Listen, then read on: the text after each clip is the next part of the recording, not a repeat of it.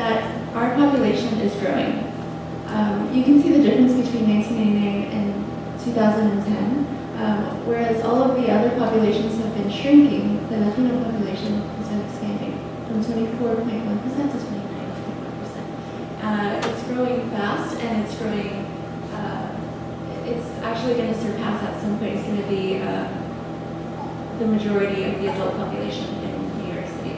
Look at educational attainment by race and ethnicity, by immigration status, and by social class. So just to show you here, for educational attainment, this is the Mexican-American educational pipeline. So just to give you an idea of what's happening to these students, out of 100 elementary school students that start school, only 46 will graduate from high school. Out of those 46, only 26 will enroll in college. 17 go to community college, and 9 go to four-year college. But out of those 26, only 8 actually graduate with a bachelor's degree. What's also interesting is to remember that Latinos tend to go to community colleges very often because I think a lot of us understand why it's maybe closer to home, it's not as expensive.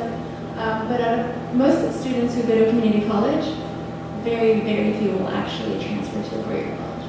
So when we look at educational outcomes by immigration status, we can see that foreign-born students actually have much lower graduation rates than U.S.-born students. What I found interesting also was that in the Asian population, it's quite high for both of them, and in the for white students that are foreign-born, they actually do better than U.S.-born students. When you look at educational attainment by social class, you see pretty much similarly that Hispanics tend to be in the most commonly in the poverty brackets. So the literature that I looked at talked about different things. Some of the literature talked about the role of schools, but a lot of the literature talked about factors outside of schools, and that's what I'm focusing on. What I found in the literature is that very often parents are talked about in a very deficient way. The things that are always addressed are, there's a lot of poverty, they don't have the language skills, they don't know, they don't understand the American school system, they have the levels of educational attainment, there are too many cultural barriers, these are usually the way they talk about it. They don't have this. And so what is common in all of this is that the frame through which they're judging parents is through a framework that is really meant for white middle-class Americans. So this is the standard that is being used to judge the engagement of Latino parents.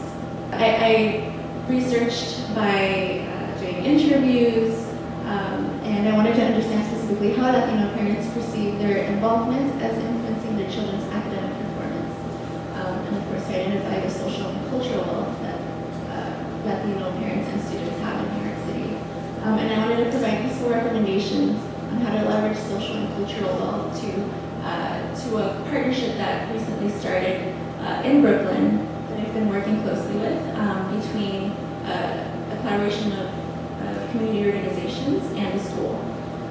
So these are the schools, the school and the organizations that I worked with, Academy of Urban Planning in Bushwick, Opportunities for a Better Tomorrow, MISTEC Organization, and Churches United for Fair Housing. And they recently decided to get together and develop programs to help address the educational disparities that they found, and specifically with the Mexican population, but they're serving a more diverse group, mostly all Latinos. So my research questions are specifically how do Latino parents perceive their involvement as influencing their children's academic performance, and how might the partnership between Academy of Urban Planning, MISTEC, Opportunities for a Better Tomorrow, and Churches United for Fair Housing influence Latino parent engagement.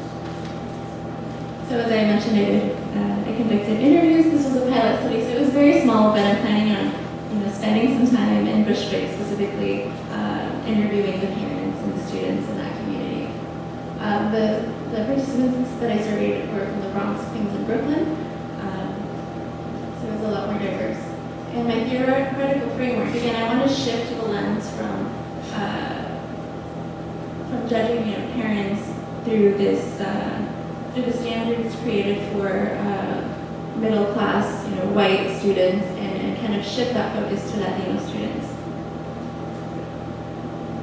So my findings, Latino immigrant parents in New York City are not very engaged by traditional standards, yet they perceive themselves to be actively involved in the educational and life success of their children, and demonstrate this in various ways. They possess abundant social and cultural capital that can and should be leveraged by school community partnerships. So, of course, in my surveys, I think if we're judging them by this traditional lens, we will of course find that they are very deficient. These are some of the things that my interviews told me. Something that I found that was common among all of the participants was that they all had very stressful lives, they worked a lot, they were very, very nostalgic of their home countries, and they all talked about the American dream.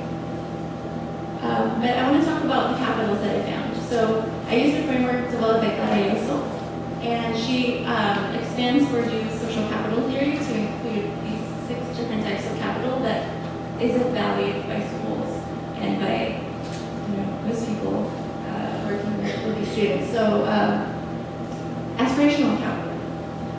This is the ability to maintain high hopes and dreams for the future, even in the face of real and perceived barriers. One example, somebody said, education is what will give you a good future, a good job, the possibility of having the things you would like to have. So you want to be living paycheck to paycheck. If they talk about this to their students and try to build this hope, this desire for a better future. So Latino students have a lot of aspirational capital. Linguistic capital, of course, they speak often more than one language. Furthermore, I found something interesting. In the language of my interviews, most of them spoke Spanish, and one of them spoke Mixteco in addition to Spanish. And they all used dichos to explain what they wanted to say. Dichos are parables that usually have a lesson that helps explain something. So I found this very, very often, just an example of one. When a donkey is thirsty, he must go to the river. And he was explaining about, he was talking about when his daughter needed help for school, how he went to the church to ask for help. And so he said this, and I thought it was really great that they all used this at some point in the interview. Familial capital, it engages in commitment to community well-being and expands the concept of family to include a more broad understanding of kinship. So there are local families. Family has a much broader definition, and it's very strong. So I am running out of time, so I'll go quickly through all of these. Social capital, the networks of people and community resources. And as I mentioned earlier, this man knew that when he needed help, he went to the church because he knew that he would be able to find help there. So they understand where to find what they need. Navigational capital, the skills of maneuvering through social institutions not created with people of color in mind. For example, this is what this person was saying. There's always help in the churches. They always have programs and aid of different kinds. You just need to go to the church to ask. You can ask any of the priests. I have this little problem, and I would like to know if you could help me with something like this and this and this. There will be some kind of help someday. So he was very certain about this. And he knew how to navigate those resources to find what he needed.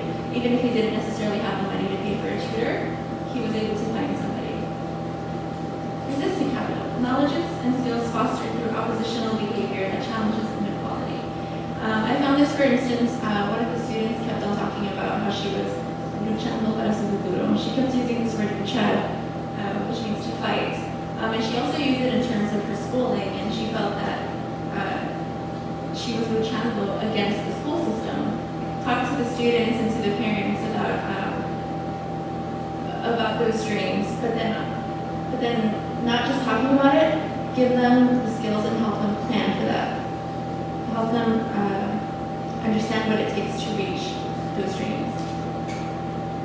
Leverage the knowledge of culture and language and incorporating the use of dichos in any type of workshop, any classes,